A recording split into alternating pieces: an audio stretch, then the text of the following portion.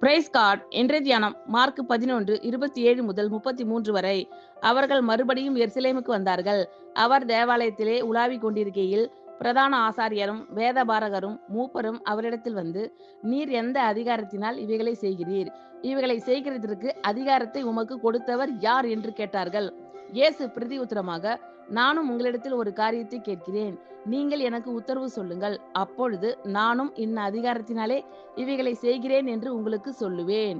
யோவான் கொடுத்த ஸ்நானம் தேவனால் உண்டாயிற்றோ மனுஷரால் உண்டாயிற்றோ எனக்கு உத்தரவு சொல்லுங்கள் என்றார்.